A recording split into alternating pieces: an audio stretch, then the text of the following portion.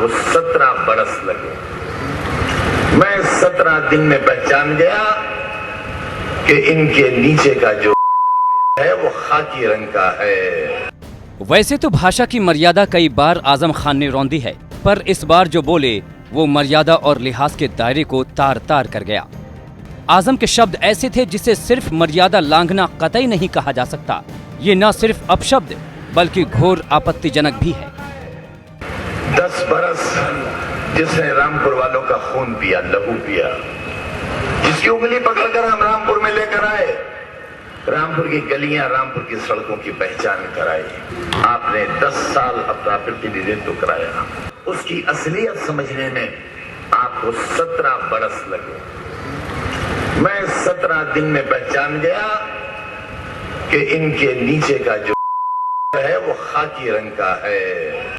आजम खान की निम्नतम स्तर की भाषा किसके लिए थी? कौन 17 साल पहले आया था? इशारों में कही बात से सब जाहिर है।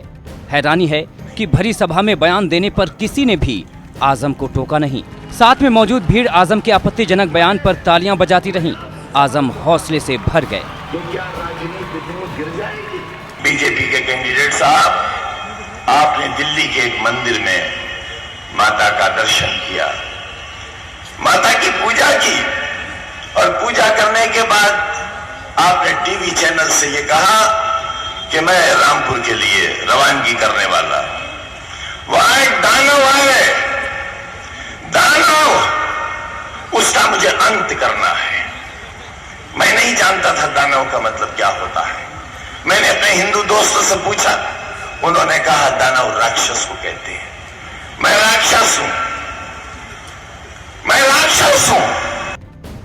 एसपी नेता आजम खान के अपमानजनक बयान के बाद रामपुर से बीजेपी उम्मीदवार जयप्रदा ने टिप्पणी से इनकार कर दिया। दलील दी उन्हें आजम के बयान के बारे में कोई जानकारी नहीं है। वहीं विवाद बढ़ा तो आजम सफाई के साथ सामने आए। मैंने आपको लेकर आजम खान ने एक विवादित बयान और दे दिया आज।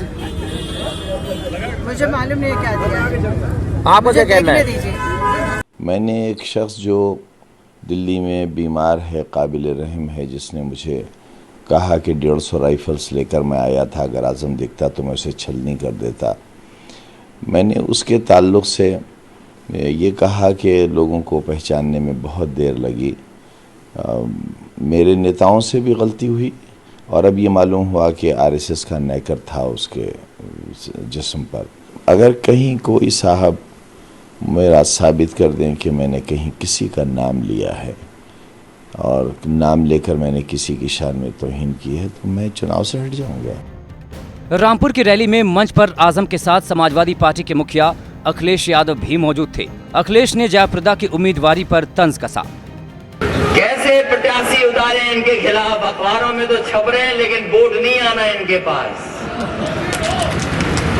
कैसे भारतीय जनता पार्टी ने प्रत्याशी उतारे हैं? तो हमारे प्रत्याशी के सामने कम से कम कोई दमदार प्रत्याशी तो होता तो दिखता प्रत्याशी है। कोई दमदार प्रत्याशी है इनके सामने? अभी हाल ही में आजम खान बजरंगबली और अली वाले विवाद में भी कूदकर चौका छक्का लगाने की कोशिश की थी।